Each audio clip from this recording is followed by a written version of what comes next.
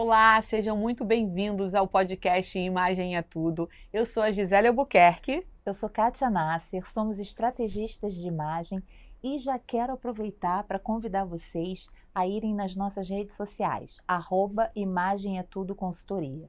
Nós estamos no YouTube e no Spotify. E hoje é o último programa da 6ª temporada. É isso mesmo. Já foram lá assistir os outros? É importante vocês comentarem aqui o que vocês estão achando desse novo formato. Compartilha, manda para os amigos, salva para assistir depois, porque agora a gente dividiu em 2 partes e ficou muito mais interessante, hein? Ficou muito legal.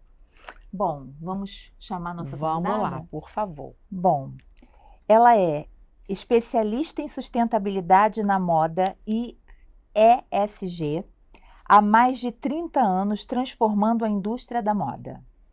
Fundadora da ESE, Laboratório de Práticas Sustentáveis, por 7 anos, hoje oferece consultoria para integrar sustentabilidade real em negócios. Ganha quem se importa. Vamos cocriar seu futuro? Seja muito bem-vinda, Cláudia Schissel. Olá! Tudo bem? Obrigada por ter vindo. Obrigada. Olá. Prazer Tudo estar bem? aqui. Muito Fica à obrigada. vontade. Obrigada pela presença. O papo hoje vai ser incrível. Você sozinha vai fechar essa temporada. Ai, porque que responsabilidade. É um assunto muito relevante, muito importante, principalmente nos dias que a gente está vivendo, né? Com tudo que vem acontecendo aí com o clima do planeta, né? Então vai ser necessário. Vai ser necessário. E esse novo formato, a gente traz palavras como conceito para o nosso bate-papo. E hoje a gente vai falar sobre tempo e eu vou ler sobre o conceito, tá bom? Quando falamos de tempo, não estamos falando apenas do que o relógio mede, segundos, minutos, horas e dias. O tempo também se revela nos ciclos da moda, aquilo que é efêmero, como as tendências, e aquilo que permanece, como os clássicos. Ele dá sentido à ideia de que estilo é atemporal, mesmo quando a moda é passageira. Tempo é velocidade, oportunidade, memória e até poder estratégico. E antes da gente entrar nesse mundo do tempo, a gente sempre faz uma perguntinha para as nossas convidadas. E a gente quer saber o que levou você a escolher esse look de hoje. Conta pra gente. Bom, primeiramente, muito obrigada pelo convite. Eu estou me sentindo realmente honrada para falar desse assunto tão importante, né? E conforme eu falei antes com vocês nos bastidores, eu pensei muito, eu já assisti outros episódios, eu sabia que tinha essa pergunta e eu pensei muito no que eu ia vestir. E eu falo que o que eu escolho para vestir, né, é a nossa segunda pele. Então é muito importante a gente pensar como essa segunda pele vai influenciar a nossa primeira pele, que a nossa primeira pele ela respira, ela absorve. Então, hoje eu escolhi, essa é uma calça de 100% algodão, um percentual dela é feito de fibras recicladas. A gente vai se aprofundar, eu vou explicar mais na frente. E esse é um casaco de linho, 100% linho. E o diferencial deles, que eles estão cores parecidas. E essas cores foram feitas à base de plantas. Essa calça, tanto a calça quanto a jaqueta, foi tingida de catuaba. Olha, que maravilhoso. E é maravilhoso, porque no tingimento natural, que a gente vai falar um pouquinho aqui, a catuaba ela pode dar diversas cores, desde aquela telha que a gente conhece, que é a dela, ou ela pode dar um tom mais amarronzado, até chegar perto do preto. Então, eu escolhi hoje, eu pensei até em vir jeans, mas eu falei, não, acho que eu vou botar uma cor. E acho que acertei, ficou bom, né? Excelente escolha. Já querendo tirar essa jaqueta dela para levar. A pessoa vai embora de sutiã. Eu estou de top jeans por baixo. Dá para eu ir, viu? Fala, já pode. Estou com top jeans por baixo. E bom, você, Kátia? A minha escolha foi para homenagear a nossa convidada, né? Porque essa peça, aliás, essas 2 peças foram confeccionadas pela ESE e Claudinha fez especialmente para irmos para a Conferência Brasileira de Cores, né? E assim, Claudinha, você tem mais propriedade para explicar sobre esse jeans também, que tem uma importância enorme, né? Sim.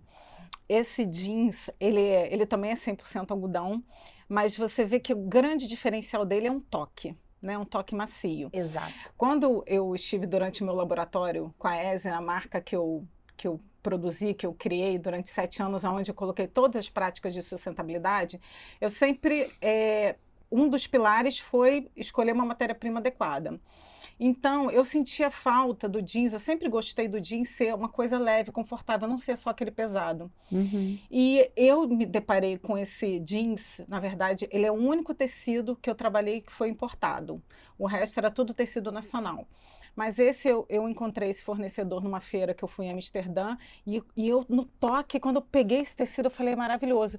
E aí o fornecedor me falou, isso é algodão brasileiro. Aí eu falei, mas como assim? Eu não acho isso aqui no Brasil. E ele falou, é porque o algodão tem qualidades e acaba que o algodão de melhor qualidade vai para exportação, que foi esse caso, que foi um tecido que foi exportado o algodão para a Turquia e eu importei o tecido e fiz essa peça. Então, é um tecido bem leve, 100% algodão, e ele não tem quase nada de lavagem, ele foi só amaciado. Então, assim, a indústria têxtil, ela tem essa coisa de gastar muita água, o jeans tem essa fama péssima, que é verdade, de gastar muita água. Então, os princípios da ESA era fazer tudo com menos água. Então, ele, na verdade, ele é quase na cor original, vai durar o resto da vida. Não, vocês sabem que eu sempre falo isso, né? Roupa para mim tem que ser para vida. Se não for para mim, é para de outra pessoa, porque a gente vai passando aí pelos brechós, né? Enfim, ou doações, como queiram. Mas assim, essa calça é maravilhosa porque ela é uma calça jeans, mas com formato de alfaiataria. Então, assim, ela é elegante, ela é leve, assim como a Cláudia falou, é uma delícia. São 2 peças extremamente confortáveis. E super versáteis, né? E super versáteis. E você, Gi? Eu não tenho jeans, a Cláudia, né? Mas eu resolvi vim de jeans, homenageando ela e falei, vou colocar uma peça de brechó. Esse casaco que eu amo. E é lindo. E que vai ser uma das nossas pautas aqui também, falar do brechó, né? De quanto que é importante a gente ter essa consciência. E combinei, falei, vou. E foi bom porque também quando eu pensei no casaco, falei, vou colocar o jeans, homenageio a Cláudia, o casaco o brechó, a minha escolha foi essa. Perfeito. Bom, então eu vou começar falando. Quando a gente fala de brechó, cada pessoa imagina uma coisa diferente. Uns lembram de araras cheias de roupas antigas, outros pensam em achados incríveis. Conta pra gente o que é de verdade para você um brechó. Então, o brechó hoje, ele tem um grande diferencial porque ele é um pilar da economia circular. Né? A gente fala muito de roupas duráveis, roupas que passam não só por um dono, mas por outros donos. E ele, na verdade, as pessoas têm essa memória, porque lembra um pouco de coisa de bazar de igreja, de sobras. E, na verdade, o mercado mudou completamente, o mercado está mudando. No Brasil, existe um número que existem 118 mil brechós. E o brechó, você tem a oportunidade de você fazer uma curadoria exclusiva ao seu gosto. E é um mercado que ele abrange, ele é super inclusivo, porque existem todos os tipos de brechó, daqueles brechós de luxo. E a gente também, é importante também falar do aluguel, que é um outro tipo de mercado também que as pessoas usam, verdade. então faz parte da economia criativa também. E, na verdade, é um mercado que está em plena ascensão. Então, as pessoas têm que tirar um pouco essa margem. A gente, às vezes, fica com essa ideia, mas procure na sua cidade, que sempre vai ter um bazar descolado. E agora, as pessoas que usam brechó, você vê que elas têm uma qualidade de saber fazer a curadoria, de seus achados. E você, realmente, se você souber garimpar, você vai achar peças incríveis num brechó. Ó, tá aqui o casaco da Gi, ó. Maravilhoso. Eu também tinha um pouco dessa restrição. Acho que é legal a gente falar sobre isso, né? Existia muito, e ainda existe, acredito, um preconceito. Sim. Né? Que as pessoas sempre levavam para esse lado. São roupas velhas que ninguém quer. E agora, realmente, a gente tem se deparado. Nós visitamos o maior brechó do Brasil, que fica em São Paulo, o Capricho à Toa. Né? Inclusive, fomos lá, entrevistamos, né? Fizemos um programa lá. E, assim, peças até de alto luxo. Eles têm de tudo lá, de homem, mulher, criança, casa. Eu, na verdade, tinha um pouco de restrição por conta da energia, sabe? Aquela coisa que você fala, a roupa, a casa. Mas, com o tempo, eu falei, gente, a energia, a gente lava, a energia vai embora. É a minha energia que vai trazer para essa roupa aqui, vai ser a minha, que vai ficar boa.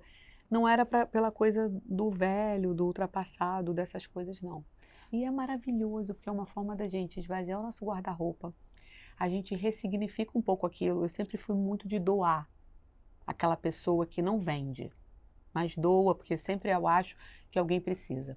Depois que a gente fez um curso que levou, lá em Nova York, que levou a gente de uns brechós maravilhosos, parecia que você estava numa loja de departamento, ela colocou muito isso na nossa cabeça, assim, olha, você aprende também a dar um pouco mais de valor, de você ganhar sobre aquilo ali que você também investiu seu dinheiro lá atrás, porque nem sempre todo mundo que ganha tem um carinho especial com aquilo ali. Falei, vou fazer isso, e fiz. E compro e vendo também, e faço isso, não fico num giro não, mas de vez em quando a gente dá uma limpa, né? Olha lá, sempre não faz mais necessário, sentido. né? Não, em Nova York tem uns brechós assim, nossa, maravilhosos. Incríveis. Visitamos bastante, né? Uns assim, excelentes. Falando sobre isso de energia, isso é um mito que a gente precisa desconfigurar, mas existe. Mas aí eu vou te colocar, Gisele, um outro ponto de vista para as pessoas também que estão escutando isso, que também pensam nisso. Nós hoje somos 8 bilhões de habitantes. Nós produzimos 100 bilhões, a média de 100 bilhões de roupas por ano. Uhum. É uma conta absurda. E a não gente fecha, pensando, né? que essas roupas são feitas de recursos naturais, né? E a gente tem um planeta finito, alguma conta aí já estamos vendo, né? A gente vê o deserto do Atacama lotado de roupa. Na África, vários países que as pessoas exportam as sobras e ficam ali com aquelas diversas roupas, tendo problemas de poluição, enfim. Uma série de problemas que acarreta essa quantidade enorme. Esse é um ponto. Agora, o ponto sobre a energia. Você pensa o seguinte, eu não sei se vocês sabem o que aconteceu no Rana Plaza em 2013, em Bangladesh, quando aconteceu a queda daquelas torres e que colocou à tona para todo mundo saber como eram feitas aquelas roupas. E aí as pessoas descobriram o estado com que aquelas costureiras, aquelas pessoas trabalhavam. Então, assim, isso para mim tem uma energia muito mais pesada do que uma roupa uma roupa usada. Sim. Então, assim, quando a gente começa a se aprofundar um pouco, saber um pouco mais, a gente começa a valorizar. E eu acho que essa coisa de brechó, eu já tenho esse olhar assim, eu falei, gente, quem será essa pessoa? Porque às vezes eu vejo um achado, eu falei, gente, mas essa pessoa tinha um gosto, porque a peça é impecável, a peça é linda, e às vezes você veste e você fala, caramba, parece que foi feito para mim. Essa pessoa tinha um corpo parecido com o meu, o que será que essa pessoa fazia? Entendeu? Eu fico curiosa de saber a história por trás daquela peça.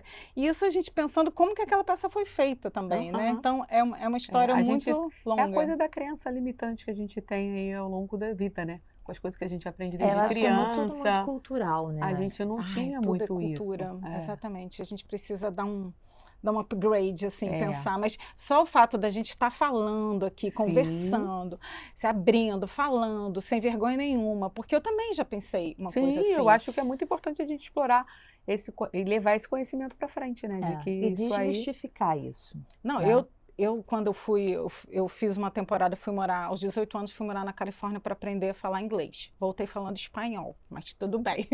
E ali eu dei de cara com o primeiro brechó, era um brechó enorme. Aqui no Brasil não tinha, isso tem muitos anos, né, gente? E aí eu falei, brechó? Eu falei, vende roupa usada? E eu falava assim, meu Deus. E aí eu fui vendo cada roupa. E eu cheirava as roupas, que eu queria saber se tinha essa coisa de roupas. Não, as roupas impecáveis, cheirosas, com etiqueta, roupas lindas, que eu falava assim, gente, eu nunca teria condições de pagar essa roupa. E a peça estava com um preço super acessível. Então, aquilo ali também fez eu mudar muito cedo sobre essa percepção sobre roupa usada. A gente também conversou com um brechó de luxo de bolsas e sapatos. E é isso até que elas falaram. Você consegue realizar sonhos num brechó. Às vezes o sonho da pessoa é ter uma bolsa de luxo. E ela consegue comprar uma usada. Se ela não consegue comprar numa loja, muitas vezes ela consegue comprar numa usada. Então ainda tem isso. Além de você ressignificar tudo, você ainda também pode realizar sonhos em relação a algumas coisas. Mas quando a gente fala em ESG, mas na prática pouca gente sabe o que é e como funciona no dia a dia. Agora que você traduza para a gente assim da forma mais simples que você puder, o que significa ser uma estrategista, no seu caso ESG, e como esse olhar entra no universo da moda e da imagem. Então, parece um bicho de 7 cabeças, mas é bem mais fácil, gente. ESG é uma sigla que significa ambiental, social e governamental. Aliás, existem muitas empresas agora que estão usando nos seus relatórios de sustentabilidade a sigla ASG mesmo, para poder ficar mais fácil de entendimento. Então, eles funcionam como se fossem os pilares, né? Imagina que é a base, é o DNA de uma empresa. E ela é baseada pelo ambiental. No pilar ambiental, ele incorpora tudo que vem do meio ambiente. Então, o que uma empresa gasta de energia, o que uma empresa, a pegada de carbono dessa empresa, o que ela gasta de água. E isso, a água é fundamental na indústria da moda, porque é uma das que gastam mais água ainda. Então, esse é um pilar importante. Quando a gente vai para o social, a gente vai falando das pessoas. Como que você trata seus funcionários, como que está a diversidade da sua empresa, da sua marca, como que está a comunidade ao redor, qual o impacto que essa marca tem na comunidade. E o terceiro pilar, que é o governança, que para mim é o mais importante, que se trata da liderança. Quem é o líder ali? Ele está comprometido com práticas sustentáveis e incorporar no DNA da marca dele as práticas ESG? Como que está a transparência dessa empresa, dessa marca? Então, o meu trabalho como estrategista de ESG é trazer isso para o mundo da moda. Porque muitas pessoas acham que isso é coisa de empresas grandes, multinacionais, porque a governança já está implícita em muitas empresas grandes, obrigatório, em relatórios, isso já acontece há muito tempo. Só que o mundo está mudando, o nosso país está mudando, então existem práticas que já estão sendo recomendadas para você exercer da melhor maneira possível, com o menor impacto possível. E isso para qualquer empresa, Não existe tamanho. Não existe tamanho. E hoje, quando a gente fala de imagem, né? A imagem, o que é mais importante? Hoje a imagem não basta uma marca apenas ter uma campanha bonita, um logo bonito. A gente fala de uma coerência de posicionamento. Então, a ESG tem isso, a imagem da empresa, da marca ou do pequeno negócio, qual o posicionamento dela? Eu falo que é aquela coisa de você estar contra ou a favor, né? As práticas ESG têm a ver com o nosso futuro, né? As práticas que a gente escolhe hoje, a gente está deixando o futuro melhor para os nossos netos, os filhos, netos para outra geração. Então, a empresa que está adepta, a empresa que tem como pilares o ESG, ela está preocupada sim com o nosso futuro, e isso vale muito hoje, porque o consumidor está cada vez mais, hoje numa era da informação, você vê quantos escândalos acontecem, então isso é muito importante que as pessoas estejam atentas, as pessoas estão cobrando, querem saber aonde foi feita a sua roupa, de onde é que ela vem essa roupa, o que ela faz com o restante das sobras. Então, é muito importante. Hoje, uma empresa que não segue essas práticas, ela está fadada ao fracasso, porque o mundo mudou e a gente vem com mais regulamentações aí, e eu falo que vai ser no amor ou na dor, nas obrigatoriedades ou não. Você sabe que muitas pessoas começaram a procurar até a consultoria de imagem, né, que é o nosso trabalho, por conta disso, né, de quererem consumir menos. Quem entende que a consultoria faz você consumir menos e não mais, como antigamente as pessoas achavam, a consultor vai jogar tudo meu fora, por causa desses programas de TV, vou ter que comprar um monte de roupa. Não, ela multiplica os meus looks, a gente apresenta, a gente faz compra com pessoas em brechó. É assim, e aí, por isso eu acho esse movimento, ele está muito positivo de uma forma geral, sabe, Cláudia? Isso é muito bom, mas a gente precisa falar muito ainda. E ESG não é discurso, é prática. Né? Então, quando a indústria da moda incorpora isso, transforma, né? Transforma muita coisa, várias realidades. Né? Exatamente, porque você vê que a gente tá, cada vez as pessoas escutam, ó, um dado importante que a gente sabe que agora vai tá acontecendo agora em novembro, a COP no Brasil, né?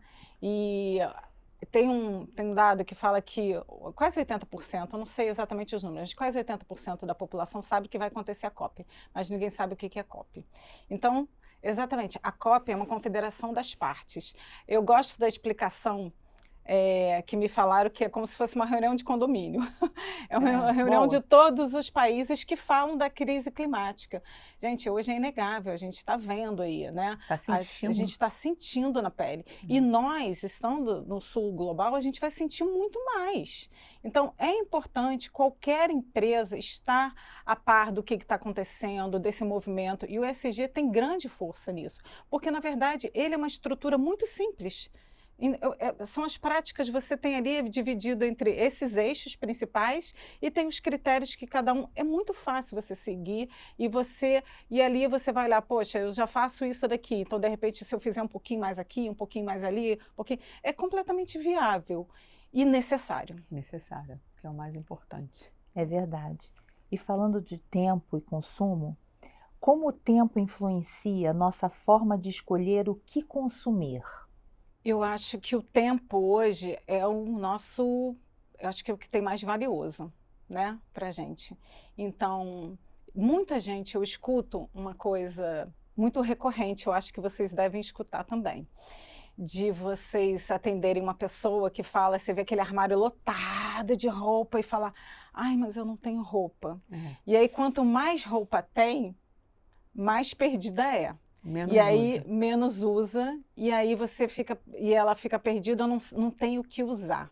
Então eu acho que eu sou, durante toda a ESE, e eu também virei adepta do armário cápsula, que vocês usam Super. muito isso, que isso é Aham. muito bacana, e eu acho que isso é um poupa-tempo, que é uma loucura, porque você já tem ali as peças-chaves, você já sabe Que usar, combinam entre que si. combinam com si, é tudo mais fácil. Olha, depois que eu comecei a usar o armário cápsula, eu falei, gente, antes eu ficava horas, eu falava, gente, eu olhava, não tinha.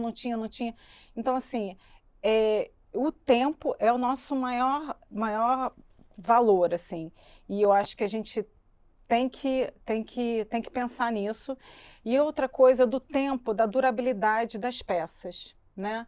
A gente escolher peças que são duráveis, né? A gente fala de moda. Hoje o fast fashion faz essas roupas que são roupas descartáveis, que você usa e as peças simplesmente desmancham. Então, eu acho que o tempo das coisas, o tempo das relações, o tempo do que a gente consome, né? Então, acho que é muito importante a gente pensar na durabilidade, né? O tempo como durabilidade. E o nosso tempo também, né? Eu vou só dar uma explicação rápida para quem não sabe o que é armário cápsula, né? Ai, que ótimo. é importante. Isso. O armário cápsula, o ideal existe vários tamanhos de armário cápsula, que pode chegar aí a 64 montagens de look em cima de uma quantidade de peças. Então a gente junta determinadas peças de baixo, determinadas peças de cima, determinadas inteiras, que pode ser macacão ou vestido, né? E alguns lenços para compor isso aí.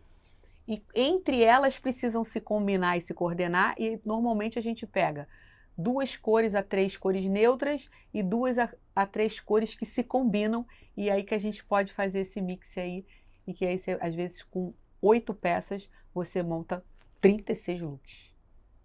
Completamente diferentes, mas tem que ter uma base de quantidade mínima de peças de baixo, de peças de cima, inteiras e as cores. É só para quem não sabe, é bom, né? Porque a gente fala e não necessariamente a pessoa sabe. É verdade. E quando a gente pensa nesse tempo de consumo em relação ao estilo, né? Que é algo que a gente constrói ao longo da nossa vida. Eu olho para minha filha de 3 anos, 7 meses, e eu já vejo ela construindo um pouco o estilo. Que a gente às vezes poda muito as crianças, fala, não, tá demais, mas aquilo ali já é o reflexo que a gente leva para a vida. Conta pra gente o que muda quando a gente entende que estilo não se compra pronto, mas se revela com o tempo. Olha, isso eu acho que está muito interligado com o autoconhecimento. Porque a gente vê diversos modelos, diversas estruturas de construção de estilo. E a gente sabe que, obviamente, existe aquela grande camada que a gente vem de tendências, que eu falo que é um pouco do inconsciente coletivo, né? Ó, hoje eu vim de marrom, porque eu tô vendo tanta gente marrom, um inconsciente coletivo. Eu falei, eu vou de marrom porque eu vou falar que eu tô na moda. Então, existem essas coisas culturais que a gente vai apegando, por mais que, às vezes, você não consuma moda, mas você vai num lugar, você vai num shopping, você vai ver na TV, você começa a ver as pessoas usando aquele determinado estilo, e aí existe um movimento da gente achar aquilo legal e a gente quer também. Então, isso é uma coisa que é cultural. Isso a gente, às vezes, acontece sem a gente perceber. O pertencimento, né? De estar ali naquele grupo, fazer parte. Exatamente isso. Esse é o ponto que eu ia falar do pertencimento. E eu acho que é muito importante a gente se conhecer. Então, eu acho o trabalho de vocês tão importante, porque você conhecer o seu estilo é um autoconhecimento. É você entender o que você olha no espelho e você fala, uau, hoje me olhei no espelho e falei, gostei. Gostei, hein, do que eu tô vendo, hein? Não estou seguindo tendências, não estou olhando, quer dizer, a cor um pouquinho, gente, desculpa, a cor foi no inconsciente coletivo. Mas assim, eu estou me sentindo bem. Então assim, eu acho que o estilo é autoconhecimento. Profundo autoconhecimento. Eu acho que se a gente não consegue fazer, e isso é construído com o tempo, né? A gente sabe que existe a nossa fase, né, adolescente, que quer usar o que está todo mundo usando, que é essa história do pertencer, mas quando a gente vai ficando um pouco mais madura, né, como nós, a gente já entende que o mais importante é a gente estar feliz e adequada naquela segunda pele da gente mesmo. Exatamente. E o que é mais importante dentro do nosso trabalho é que é importante mostrar isso para as pessoas, é que o estilo, ele não precisa ser copiado. Existem várias frentes do mesmo estilo. Então, nós três aqui poderíamos ser predominantemente um estilo elegante ou um estilo mais confortável, mas cada uma tende para alguma coisa. Então, que tem sempre um elemento daquele estilo que a gente se identifica mais. E às vezes você gosta até mais de um estilo, e aí, que é ótimo, né? Que você combina vários, que você não fica só passando aquela mensagem durante muito tempo igual, né? É verdade. E aí você usa, por exemplo, eu amo sexy.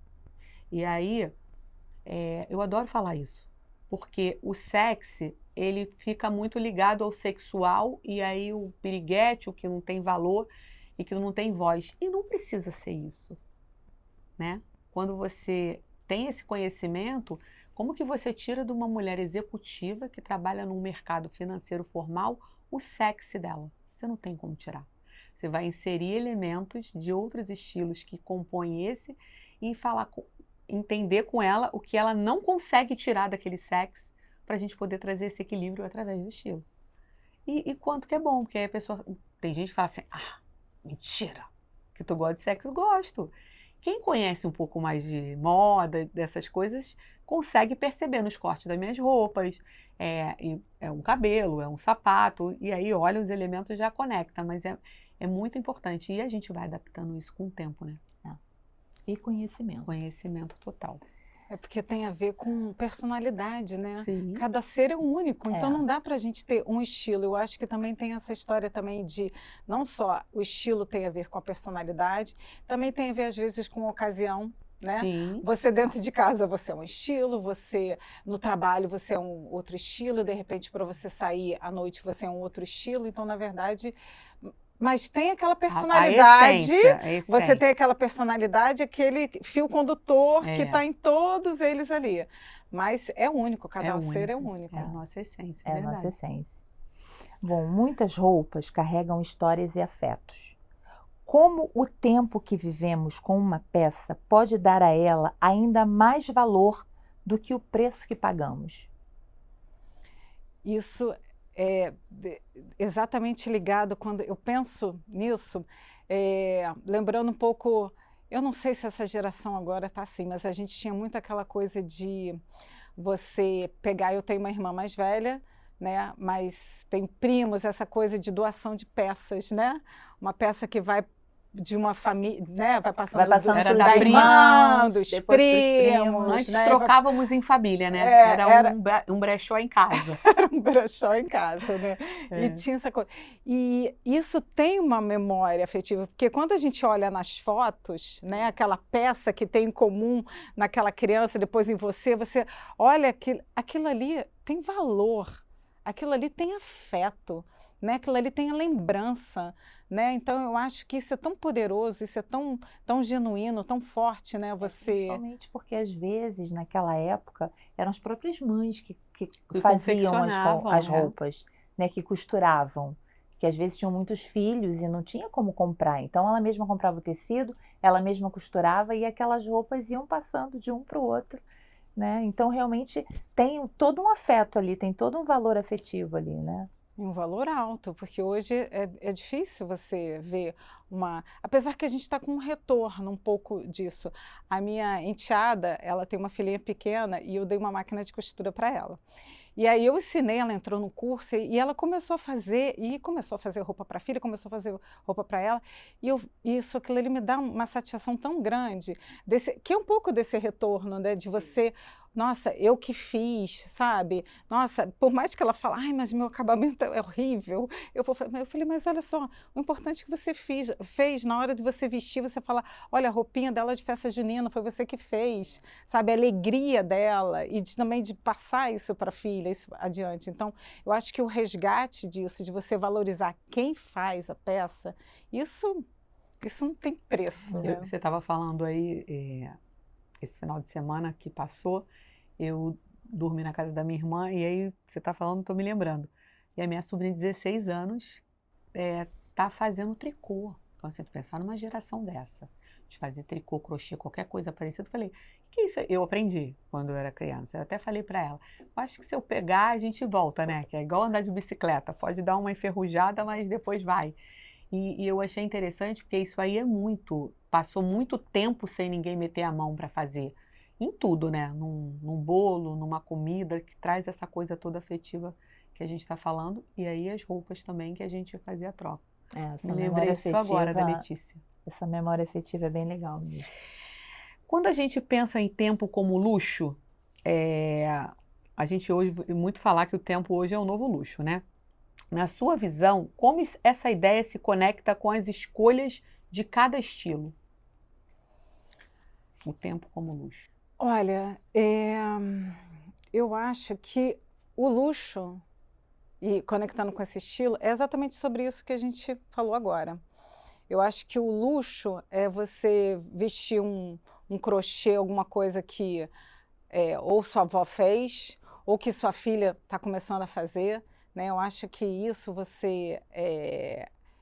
é um luxo de você poder ter uma máquina de costura hoje, você fazer as suas peças, né? O que a minha enteada tem, isso eu acho que é um luxo. E eu acho que um luxo é você poder entrar também dentro de um brechó e você escolher a peça, você olhar dentro de tantas peças e você olhar aquela peça e você ter uma identificação.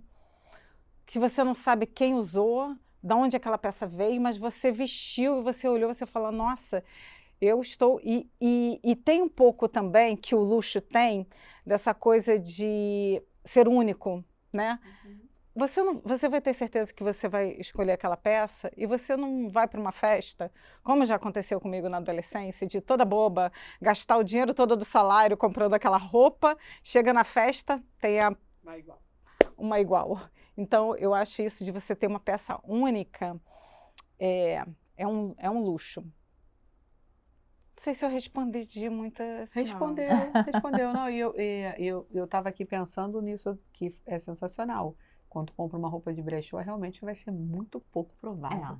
Você, vai ser uma peça ou exclusiva. de alguma a herança aí da família. É. Vai ser quase uma exclusiva, né? É verdade. Bom, a moda sempre conversou com o tempo. Tendências que passaram rápido e clássicos que permaneceram.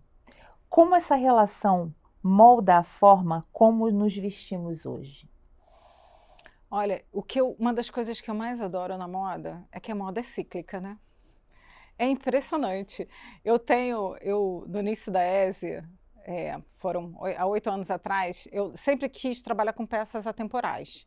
Peças que não saíssem de moda. Mas eu tive um desejo, uma coisa de fazer uma blusa de um ombro só. E eu falei assim, ai, mas eu quero para mim, porque eu quero me sentir, quero ter uma coisa mais assim. E eu falei, eu vou fazer essa blusa de um ombro só e fiz. E aí, enfim, a peça... E aí, nesse meio tempo da duração da S, ela, naquele momento, um ombro só estava em alta, e aí depois ele, né, tem tendências que demoram um tempo mais, e agora voltando de novo, e aí eu resgatei aquela peça de novo, eu falei, opa, tô vendo todo mundo de um ombro só de novo, vou pegar minha blusinha de um ombro só e vou colocar ela de novo. Então, eu acho que é isso. E mesmo que se não fosse tendência, todo mundo usando, é uma peça que eu gosto de usar independente dessa tendência, né, desse ciclo da moda. E tem a outra coisa que são os clássicos, né, que a gente não consegue abrir mão, né? Uma boa alfaiataria, uma boa camisa de tecido, né? Então, acho que esses clássicos, independente da moda ser cíclica, o que vem, o que vai, a gente tem essas coisas de modismos que, principalmente para o jeanswear, a calça skinny, a calça boca de sino, a calça pantalona, ela vai, volta, fica, ela vai voltando. Mas os clássicos são os clássicos. Eu confesso que eu sou amante dos clássicos. E os clássicos são versáteis, e quando a gente pensa em ter um guarda-roupa cápsula, é ótimo ter opção. clássico e usar a tendência de repente em algo mais de acessório, né? Dando dicas aí para as pessoas que estão de casa que não precisam ficar nesse consumo excessivo de tendência, né? Aquilo que cabe dentro da gente, ou que já voltou, que a gente consegue adaptar ao que tem em casa. Outro dia eu transformei uma roupa em um ombro só, era um vestido que eu usei. Maravilhoso aquilo que eu fiz, né? Um vestido que eu usei no aniversário da minha filha se transformou em 5 looks, de um ano, em 5 looks diferentes depois. E ela tá com 3 e 7. Eu fui transformando. E agora, por último, se transformou numa blusinha de um ombro só. Não, e a camisa, eu tenho uma camisa de tecido branca, aquela camisa tradicional. E eu já cheguei a fazer um vídeo com 8 maneiras diferentes dela usar. E de usar completamente. Você dobrar, colocar a gola para dentro e ela virar uma blusa super decotada. Ou você tem milhões de maneiras. Eu acho que o consumo consciente é um pouquinho disso também. De você acaba se tornando mais criativo. De você usar aquela peça de formas diferentes, né? A gente participou, com o nosso podcast, a gente participou fazendo a cobertura do evento de cores. Foi desse que você estava com essa roupa? Foi esse que eu estava com essa roupa. E, nossa, como as pessoas usaram a criatividade para usar aquilo dentro da cor e respeitar o dress code. A gente achou incrível, né? Teve gente que foi com a camisa do marido.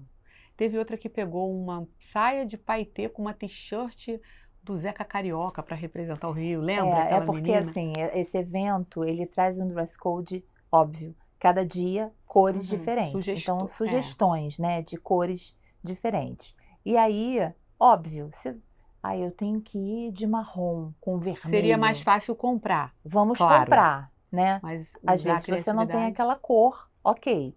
Mas aí as pessoas vão usando a criatividade. E essa pergunta, como você escolheu o seu look para hoje, nós usamos lá no evento. E aí vieram respostas fantásticas e criatividade, usando assim, super a criatividade. Nossa! Do que já tinha para não ter consumo. Para não ter usar que comprar. Do marido. A maioria das pessoas... Para poder respeitar, porque todo mundo respeitava, óbvio, o dress code. E também não tem uma cor só, né? Traz uma paleta que você não fica tão presa. Dá uma harmonia. Quando a gente pensa no tempo no digital, tudo é muito instantâneo, né? 24 horas, os stories, aquilo tudo. Posts que somem no feed, que a gente esquece que é só 9 ali, então quanto mais você posta, mais desce.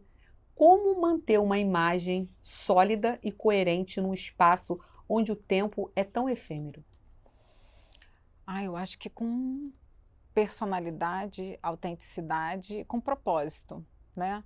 Eu falo que a gente não constrói uma imagem, a gente é essa imagem, né? Eu falo que eu sou, infelizmente, as pessoas me falam muito tempo, mas eu já vesti isso de ecochata há mais de 20, 30 anos.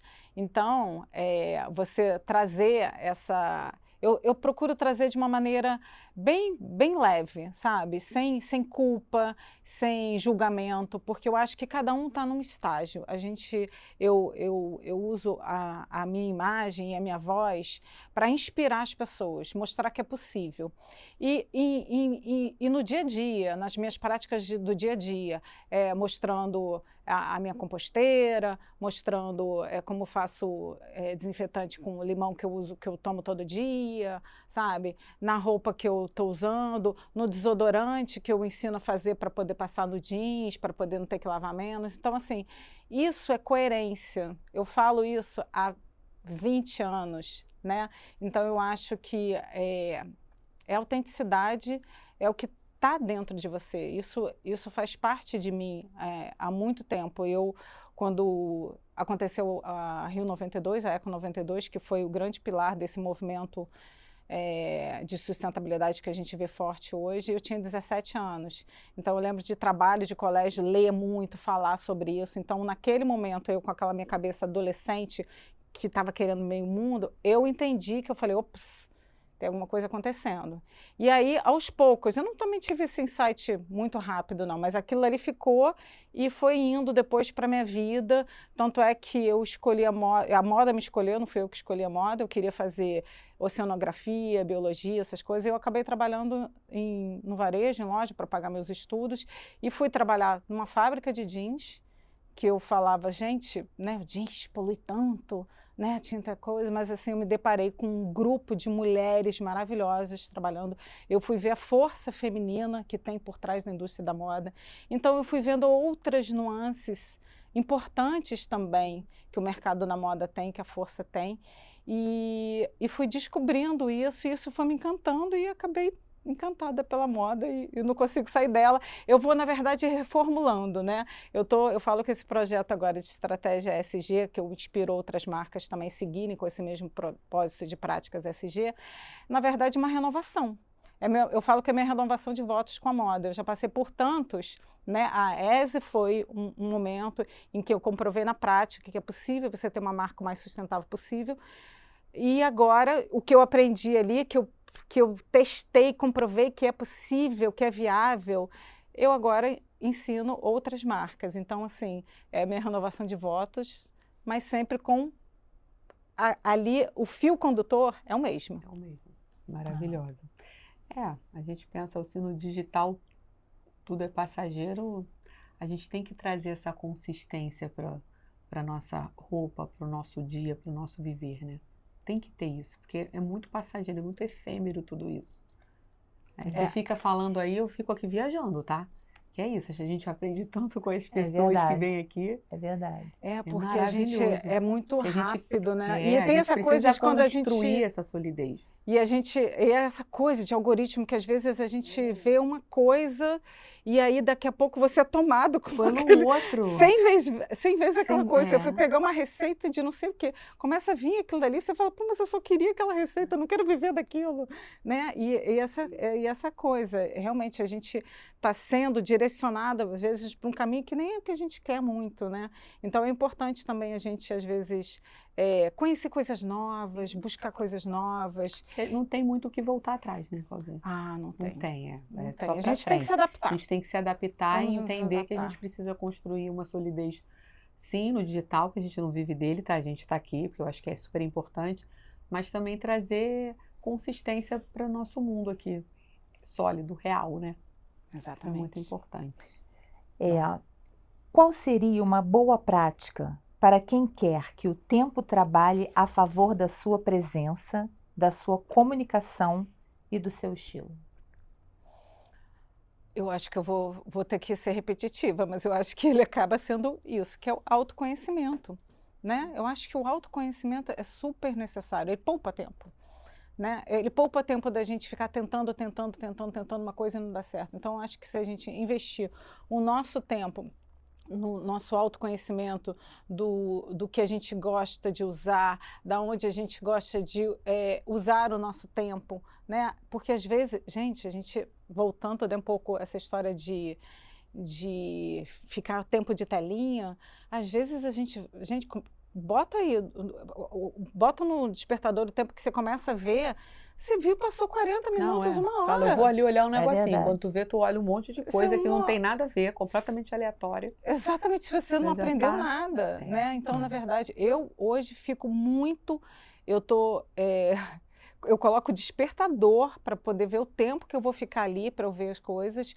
para a gente poder vivenciar, ver as outras coisas, né? Viver, ter outras experiências, né? Eu acho que isso é fundamental. A gente ter autonomia do nosso tempo e a gente ter autonomia de saber usar esse tempo da melhor maneira possível. Sim. Bom, esse foi o nosso mergulho, né? Sobre o tempo, sobre imagem, sobre estilo. Ai, E eu nós amei. vamos encerrar essa primeira parte, porque assim, semana que vem tem mais Claudinha aqui falando com a gente sobre um outro tema, né? Fiquem com a gente. E não se esqueçam que a forma como você vive o tempo é muito importante para a gente alavancar o nosso tempo de vida nesse planeta, não é? Vamos Fica pensar, com a fica a gente, reflexão, fica a né? reflexão. Então, Até olha, semana que vem. não esquece de nos seguir nas redes sociais, @Imagem é Tudo Consultoria. Estamos no YouTube e no Spotify. Até a próxima semana. Até semana que vem. Tchau, tchau. Tchau. Importante a eu gente sou mãe e respeitar. não uso mais salto. Desculpa, não tem nada a ver com isso. Porque eu sou mãe de criança pequena e uso. Você é mulher, Você né? vai em todos os lugares de salto? Claro que não. Hoje eu frequento mais parquinho, essas coisas, e aí também é adequação, né? Mas se eu precisar ir numa festa de salto com ela, problema nenhum, porque eu consigo não me cansar com isso, sabe? É muito bom. Cada escolha, eu falo que a nossa compra é um voto. É uma escolha, você está votando, é um investimento, né? Onde é que você está botando o seu dinheiro? Onde é que você está investindo o seu dinheiro? Né? Em que local, né? Então, acho que é muito importante a gente pensar sobre isso. Gente, o que me deu mais trabalho foi fazer a tabela de medidas. Eu trabalhei junto com o Senai CETIC, que eles têm lá, eles fizeram muitos anos atrás, vocês vão lembrar uma coisa, uma pesquisa de medida do corpo da brasileira.